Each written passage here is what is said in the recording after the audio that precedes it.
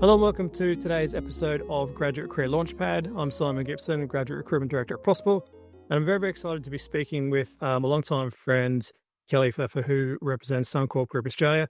For those who don't know, Suncorp is a major player in financial services and insurance in Australia, operating through well-known brands and employing over 10,000 people, including many grads. That's a lot of people, KP. So the grad program offers many sought-after perks and is designed to develop technical skills, things like expand networks, offer rotations, placements across lots of areas, including insurance, technology and transformation, data science, finance and HR, risk, many, many more. Suncorp also hosts a graduate conference called Thrive. This is pretty cool. It's an in-person gathering for grads across Australia and New Zealand to connect, learn, and build momentum and build their networks. So, Kelly, very, very happy to have you on today. Thank you very much for giving us your time. Kelly leads the graduate and early careers talent at Suncorp. Really keen to understand, what you look for in grads, what they can expect from a process, and maybe some hints and tips for those, who are just sort of starting their university degrees and looking for what does that mean when I finish my studies. But first of all, can you tell us a bit about your role as a graduate talent lead at Suncorp? Sure. Thanks, Simon. So yes, my name's Kelly. I've worked at Suncorp for about a decade now, so across two different stints. And I have always looked after the graduate and intern programs while I'm at Suncorp. So my role is really responsible for the overarching strategy and delivery of the early talent programs for Suncorp across both our Australia and New Zealand businesses. It's been operating for a long time, so it was even operating before I even joined Suncorp. So it's been around for a while. The leaders really support it and work hard to make sure that graduates and interns have a great experience when they come on board. But at the end of the day, it's really just about making sure that we are attracting people to the insurance industry, because it's not generally well known by students when they're at university about what the options are in insurance, but also to bring people into the business who can think differently about how we do things and can contribute to the evolution of the business, I suppose, as well. So I'm really lucky that I get to see our grads be really successful in the business and continue to sort of find roles within the business that they're really happy to pursue in their career. Yeah, amazing. Thank you. Look, I know I've known you for many, many years. I know you've been in the grad space for quite a long time. I find there's some who dip into the grad space and then dip out quite quickly because it's not quite their cup of tea, and there's life is basically like you and I. What's kept you in the industry for so long? I think, I started my career more in a HR generalist type role. So I did that for quite a while, and it was really by accident that I found myself in the early careers space. But I think probably having that exposure to HR beforehand really helped me to see within the early careers space the positive side of HR as well, I suppose. So it's very proactive, positive. You're helping people early in their career. You get to touch on a lot of different elements, everything from marketing and branding to learning and development, career progression, performance improvement, all of those sorts of things. So you kind of get that all in one role. Yeah. But I think what keeps me coming back for more is just the relationships that you build with the grads over the years and seeing their success and seeing them being promoted through the business and knowing that you played a small role in that. I think there's not many roles where you get to sort of that full life cycle and you get to actually see the outcome of the work that you've put in. So I think that's mainly what keeps him coming back. Yeah, fantastic. Well, don't go anywhere. I know you've been doing an amazing job wherever you go, and obviously we're very well respected in the industry. Kelly, look, for grads now, the grad recruitment industry as a whole has grown a lot over the last, 4 or 5 years. What I mean is more employers are taking on grads and developing graduate programs, which means grads have more choice. Mm-hmm. What makes Suncorp an attractive employer for grads or uni students? I think for me, particularly like if I go on campus and I'm talking to students about what that is, I think what stands out to me, and particularly because I've also worked at other organisations as well, is I think there's a genuine support for the program here. I think the business truly recognises why they have an early careers strategy. I think the leaders are invested in making sure that the graduates and interns have a positive experience. And so I think, I think Suncorp's also very good at recruiting good people. So I think the environment that our grads and interns find them in is very welcoming, supportive. They feel safe, all of those sorts of things. So to me, I think there is opportunity here as long as grads and interns come to Suncorp with the mindset that what they put in, they will return equally. So it's not just about Suncorp providing everything for them. It's also about that student investing in their own career growth and their own development. And so as long as we sort of meet in the middle, that typically will go on and be successful within the business. So they're probably the main things that stand out. Okay. All right.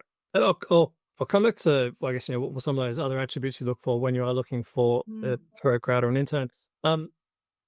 Potentially if I'm a penultimate year student, I'm looking at internship programs for a summer. I'm thinking, gosh, it's a big company. There's 10,000 people there. It might be easy for me to get lost. How do you work and ensure that your grads have visibility and I guess can feel like they're making an impact early on when they start? Yeah, there's probably a number of ways, because while they join Suncorp as a grad, there's a community that they're part of as part of being on the grad program. Then there's the function of the business that they're working within and how they get involved in that particular function. And then there's their team level activities and how they get involved at a team level around what they need to deliver as well. So I think there's multiple ways that grads feel as though they're contributing. I think through the grad program, what we do well is recognizing what's happening across the business. What are our grads getting involved in? We have a lot of internal comms as well around the grad program. So our internal comms team do a great job of highlighting and sharing what the grads and interns are up to across the business as well. So, but like a recent example was the cyclone that we had at the beginning of the year. A lot of our grads actually got involved in supporting customers through the claims process and things like that. So even if they weren't in our insurance business, they had an opportunity to actually volunteer and help out. And so, a lot of them just got some experience that they weren't expecting in their first 3 months in the business, but a great eye opener to what we actually do here when a weather event hits. So it's the little things like that along the way, I think. Yeah, absolutely. And for anyone in Brisbane, you'll no doubtly know, or Southeast Queensland, there used to be once every now and then that they're becoming far more frequent. It's amazing that your grads can get in and have that immediate impact and help your customers. And I think even for their own sort of value of having an impact with their local community, that's really nice. Kelly, sort of spoke about, obviously a great place to work, lots of support, lots of, and I think that top-down support in the business is really, really important. I'm imagining you get probably quite a lot of applications, for obviously a fairly limited number of roles. Do you roll your interns into grads? Is that a part of the intern program, or I guess a purpose of the intern program? Correct. So our technology teams particularly use the intern program as a direct pathway to the grad program. So we have had other parts of the business take interns, and depending on what's happening, sometimes they're doing it to provide a work experience opportunity for someone. But typically the technology space very specifically and strategically use it as a pipeline into the grad program. So like our last intake, for example, of our technology graduates, 70% of them came through the intern program. So, and that's what we'll always try to aim for. We usually find our interns continue to work casually in the business while they complete their studies and then roll into the grad program once they've finished studying. So, yes. Okay. Is your intern program open to all students or just penultimate year students? Is there sort of various cuts? Yeah. We've recently moved it to penultimate year because we've just found that sits more nicely, one, in their study journey, but also for that conversion from intern to graduate as well. If someone has sort of more than 12 months to go in their study, we just find it's it doesn't convert as well into the graduate program. So a bit too far. So the penultimate year has been working well. Yeah. Okay. Excellent. And let's have a quick chat about, what the actual process looks like. And is it the same process for an intern and graduate? Like if I'm applying for either also, okay, going for identical process. What do you, I guess when you're assessing applications, what attributes or sort of signals do you focus on? Like, what do you look for? So our process is very much, particularly at the top of the funnel, as we like to refer to it, is, when we've got the most number of applicants, we do rely more heavily on the technology that we have available to help us screen through them. All of our applicants complete online testing is at the very beginning stage. So we don't have a cover letter. There's no questions you need to answer or anything like that. You've effectively fill out the application form, complete the online testing. The online testing has been mapped to our Suncorp capabilities. So I think it's really important to call out that it's not just an off-the-shelf test that's sort of used to screen people out. It's actually been mapped to our capabilities so that we can screen people in. So we're wanting to then bring in the people who we know best align to the capabilities that we're trying to hire for. And then and every candidate, I think, it's also important to recognize that we also give every single candidate a report. So whoever completes the online testing gets a report that tells them how they went in that testing as well, which is often useful to help, for future applications and things like that as well. Yeah. Our next stage is video interview. Again, that's a recruitment team that's watching all of those videos. So we don't currently use AI technology to screen those at all. So it is a recruitment team who's sitting there watching them all. Mm-hmm. And from there, that helps us to determine, has the candidate applied for the right role? Do we think that actually they would be better fit for another stream? Do we want to interview them? All of those sorts of things. So that video interview stage is really where we do some analysis and sort of work out what the best fit is for people. And then final stage is assessment center. So where we actually meet in person in our office, the leaders come along at that point to help decide who they'd like to bring on into their teams. So yeah. Okay. So I apply online. I'll immediately be sent. I'm assuming if I meet the basic eligibility criteria, I'll be sent an online assessment, which I'll do that. Is that timed or is it open assessment? We have the option to change it depending on the candidate's needs as well. So generally speaking, it will be timed. Yeah. But if someone needs adjustments, we're able to do that as well. Yeah. Yeah. Okay. And then onto video interview, assuming I meet the criteria for that stage, we'll go on to the next stage, which is a video interview. How many questions and how long do I have to answer? So because of the fact that a recruiter actually watches them all, we do actually we've got a maximum of 4 questions and it's 1 minute response time each. So we keep it really short. I think the other thing to call out there for us is we don't use behavioral based questions or anything like that at video interview stage. So really all we're trying to ascertain is what you're interested in, why you applied. We're sort of asking those, like, what sort of work environment would you thrive in? So we're just sort of trying to get a bit more info about you that we haven't collected yet so that we can then make sure that we're interviewing you for the right part of Suncorp. Yeah, perfect.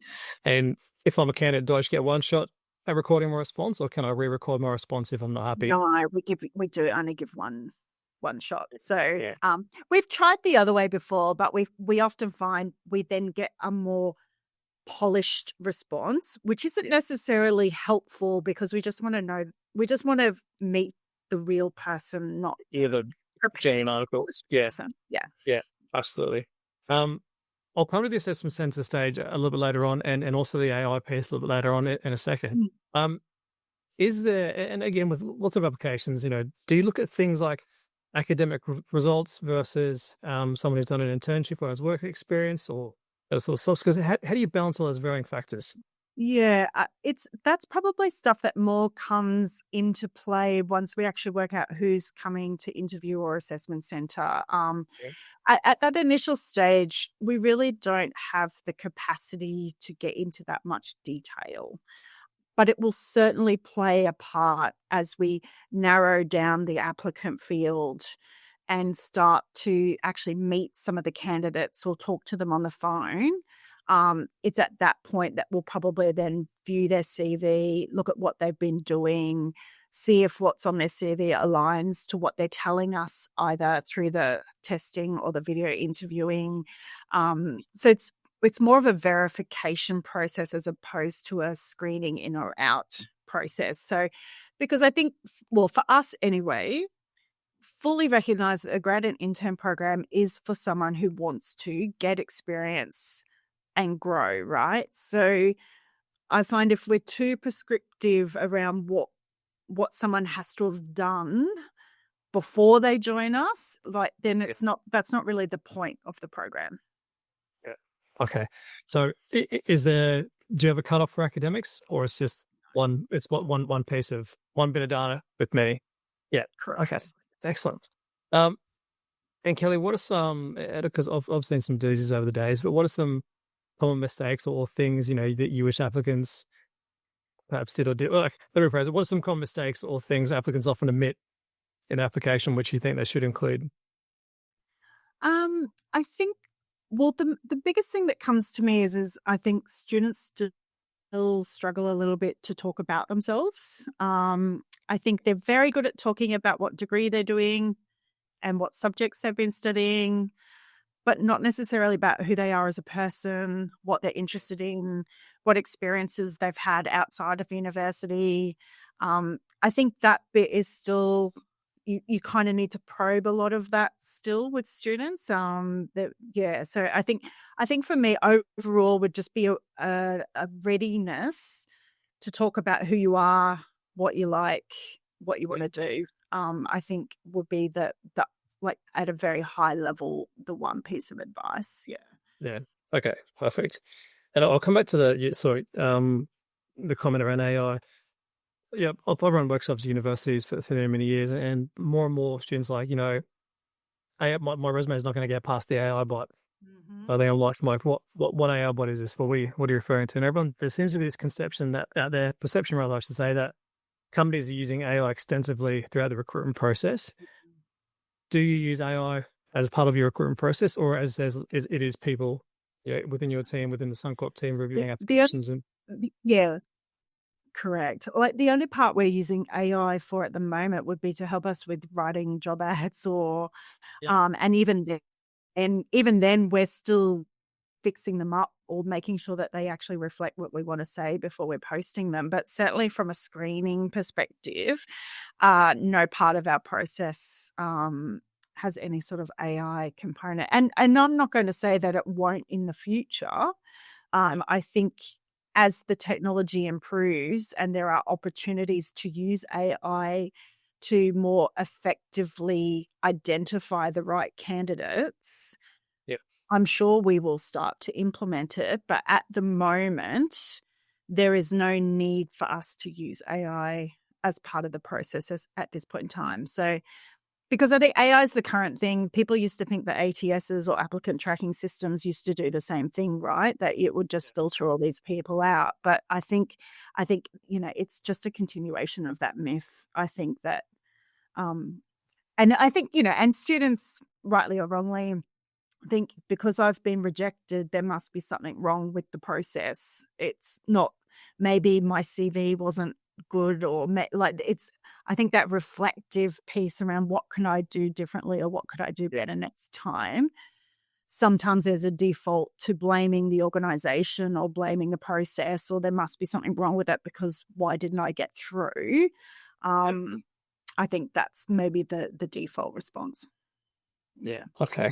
And last sort of thing on AI, do you see, when you're reviewing applications, I know you said you don't accept cover letters, and I know cover letters have always been not a bone of contention, but something students seem to stress about a fair bit. Do you think students using AI in their recruitment process, like, to create their documents, whatever that might be, and if so, what are your thoughts on that?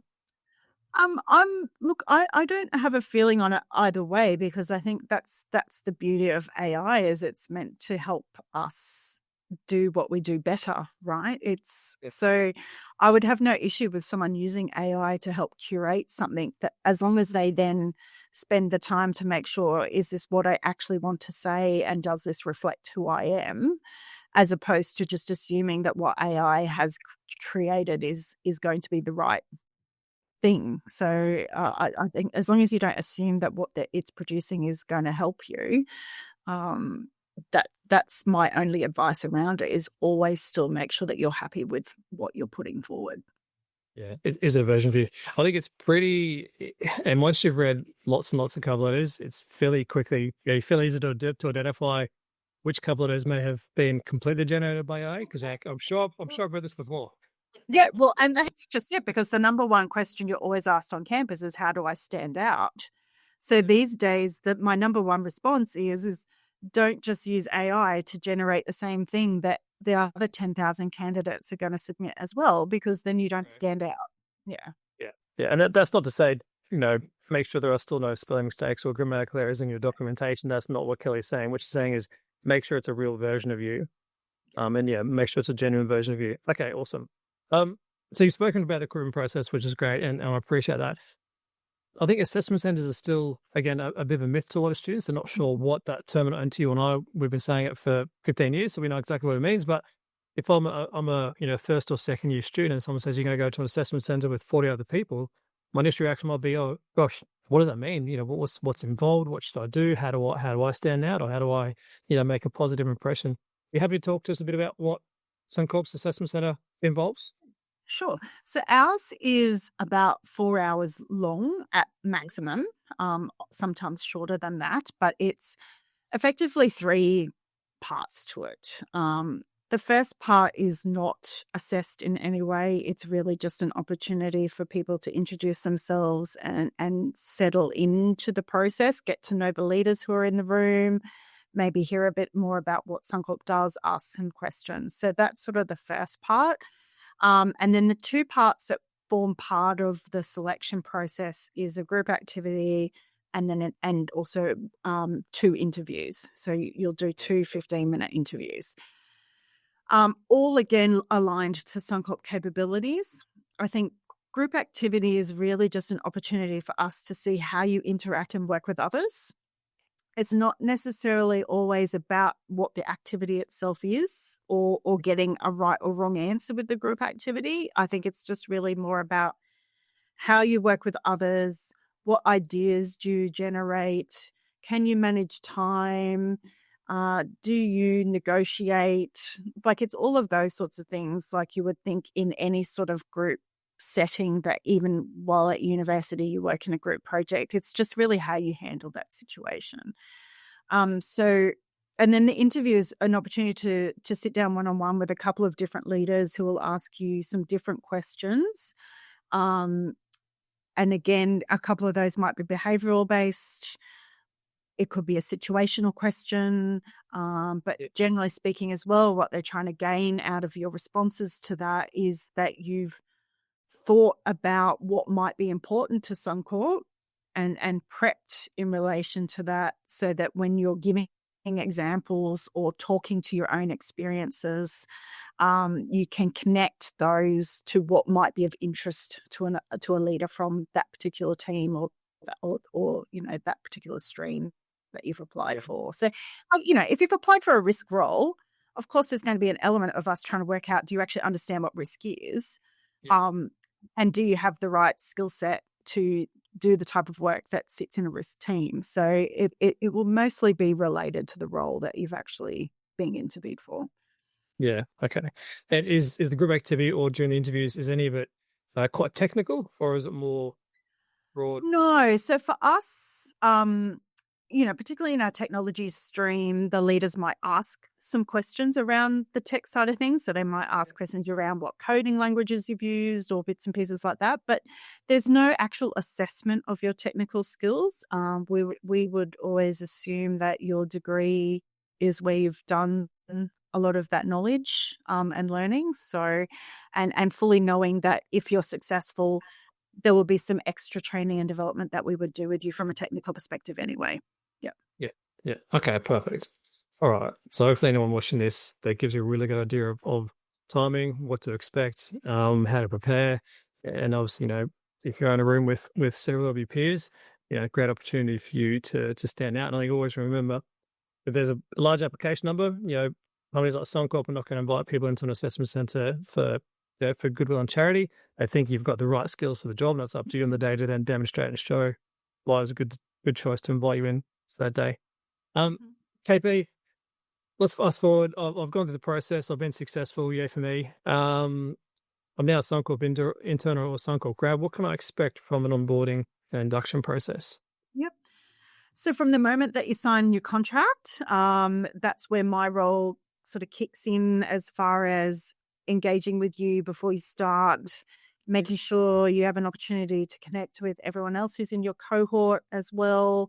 We'll give you a buddy. So that's usually a current grad or a past grad who'll reach out to you and organize a coffee or a catch up before you start to answer any questions that you have.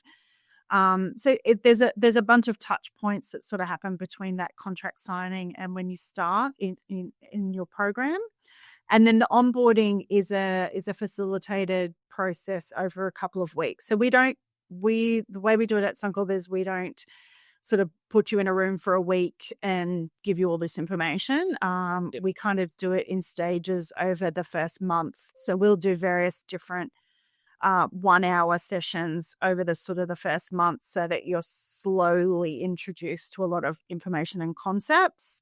And then we will do some professional development workshops with you in the lead up to then the 3-day conference that we run in either April or May, where we bring everyone together in Brisbane. So that's sort of a good opportunity where you'll get exposure to senior leaders. We'll have guest speakers. We have some people who come and do some workshops with you on site. So it's and then what we do following that. So a lot of it is focused in sort of the first 3 to 6 months. And then usually what we do, particularly for the grad program, is we will then hopefully set you up to then explore learning that you're interested in. So whether that be role specific or the area that you're in, you want to get more exposure to. It becomes a little bit more self-driven. And then we'll have check-in points along the way as well. But really what we want to do is make sure that at the beginning you have information and you can get some development to get you up to speed. But it's with a view that you then take ownership for your learning moving forward, like any other employee, right? So, so that's how we design it for us. Okay, so almost like a bit of a choose your own adventure. Correct. From a learning perspective, definitely. Yeah. That's really cool. And so you want to mention, but like things like mentoring and that kind of stuff that comes into play. Yeah, so we typically find that the grads form that relationship with their first leaders. So we do also have, for each stream, there'll be grad champions as well. So they kind of represent the business, but take ownership for making sure that graduates are getting opportunities within their streams. So so they play a role, and I work closely with those roles as well. So particularly around rotations, like if grads have questions around where they should rotate and things like that, the grad champions definitely play a role in that. Yeah. Okay. Awesome. Last sort of two questions, and obviously sub questions. I'm not going to let you get away with one basic question. We spoke about AI from a point of view of companies using it throughout the recruitment process, students using it to secure a role, help them securing a role. Do you see the role of automation or AI evolving or changing tasks that grads are currently doing? I know this is a conversation which has been happening for quite a while. But yeah, obviously AI is gathering speed very, very quickly. I think, well, personally at Suncorp at this point in time, I don't think we know enough yet about where AI is going to fit into our business. We are still, even this year, we've been doing a lot of workshops and internal opportunities to use AI, develop our skills in AI and things like that, but certainly not at a point yet of knowing where that plays a role in the role, like the actual work that we do. So I think grads maybe task, and that this is no different to any, like, even if you went back 20 years ago, of course, people are doing different things today to what they were doing 20 years ago. Like, there's no physical mail anymore, right? Email sort of changed all that. So technology is always going to continue changing anyway, and roles are always going to continue changing and evolving. But I think it's a bit premature to make a broad statement to say that AI is going to impact the number of grads that we're hiring. I think all that will change is we'll continue to hire grads, but the work they do might be different, and that's all. Yeah. And I don't think that's anything to be afraid of or to be scared of. So yeah, it might mean you do some more interesting work a little bit earlier on than you would have, say, 5 years ago. Correct. Yeah. Excellent. Kelly, last one from me. What advice would you give to any students preparing to apply to Suncorp?